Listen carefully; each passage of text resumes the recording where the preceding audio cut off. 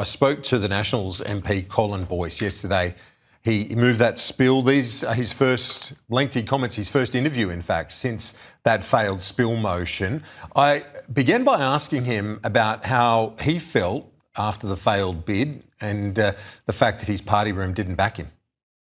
Oh, look, that was inevitable. It was never about me winning. The whole point of this exercise was to point out to my colleagues the dire situation the National Party is in. If it stands alone as a single entity, it creates enormous problems running up to the next federal election cycle in approximately 2 years. So it's important for both the Liberal Party and the National Party to re-establish a coalition agreement. And do you feel a sense of vindication, given shortly after you moved the spill, there was a motion successful saying you've got to get this coalition back together, you've got to get the Nats back into the coalition?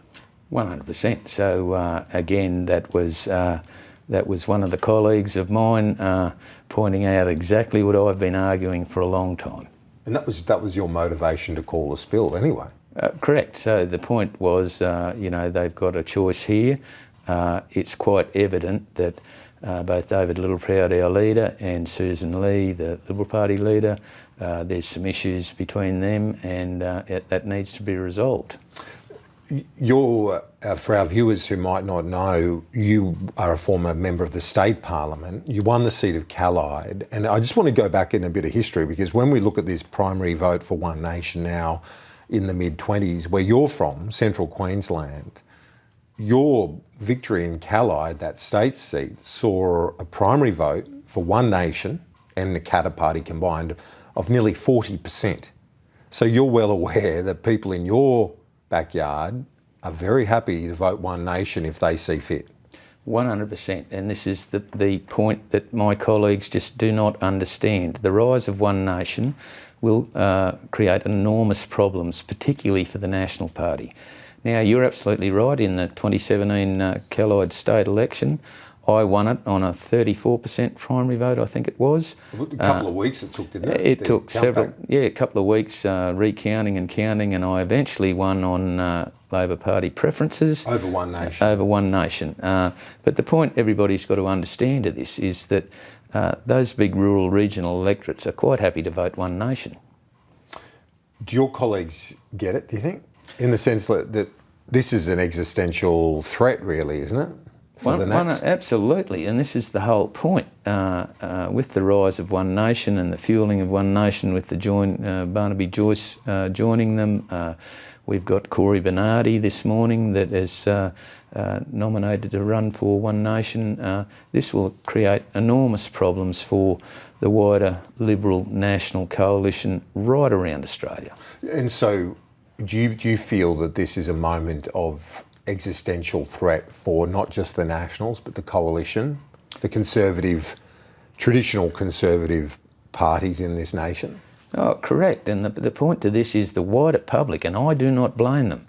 They are sick to death of the current government we've got, and they are sick to death of the coalition opposition that we've got. There is too many people that are too self-interested. They are not prosecuting what they should be prosecuting, the cost of living, the immigration, interest rates, inflation, energy policy, all range and number of issues. So that is why they're looking for an alternative. And with rates about to rise, that sort of angst will continue. There's been a suggestion about Barnaby Joyce that, he's too much of a maverick. People won't vote for them because if he's the figurehead along with Pauline Hanson. But do you look to, say, the Nigel Farage example and those examples internationally to say if people are over it with the establishment, they're more than happy to vote for mavericks like Barnaby Joyce? 100%.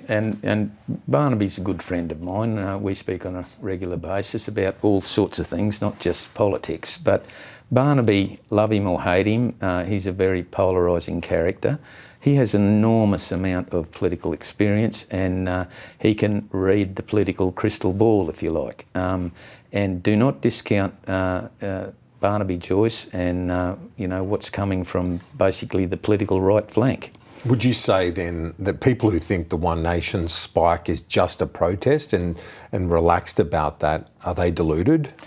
Well, I wouldn't so far to say get deluded, but having said that, they need to wake up to themselves that it is real, most definitely. I talked to some very high-powered people in Sydney and Melbourne and so forth, the money people, if you like. They are all telling me, those big corporates, that even the big corporates at their dinner parties and so forth that they have gatherings, people are sick of what's going on. We've got a government, for an example, that is funding and subsidising a gas import terminal. Why would you do that in a country that exports one of the largest amounts of gas in the world? It's just nonsense. When you mentioned Barnaby Joyce, as a friend of yours, I know you're close to him, and he was on my program last week, and I asked him about you and Lou O'Brien, and he said, will you seek to recruit those two gentlemen? And I know you've said you won't go to One Nation at the moment, but with Barnaby Joyce, he says they'd be welcome, is how he put it. Obviously, if your colleagues don't heed the lessons that you're trying to argue, are you then more inclined to listen to Barnaby and say, okay, if your electorate's already willing to vote One Nation, it wouldn't be that big a step to say, okay, well, sorry, if you're not listening to me, I'm out. Oh, look, everybody's got options. The political chessboard changes on a daily basis at the moment. I'm not making any moves to One Nation. I've made that quite clear. Having said that, depending on what happens in the coming weeks and months, I'll be seeking direction from my FDC, so that's my Federal Divisional Council, as to where we go from here, because the reality is that can we hold the seat with the rise of One Nation? And the FDC, is that the local group in Flynn? So the FDC is, as I say, the Federal Divisional Council, so they're all of the people that are part of the LNP, the members. In your area? Yeah, correct. Yeah. The seat of Flynn, they're the people that I'm responsible to, the membership, and of course the wider general public. So it's a wait and see on that front? 100%, okay. Yep. Colin Boyce, we appreciate your time. Thanks again for that. Good, Kieran, thank you.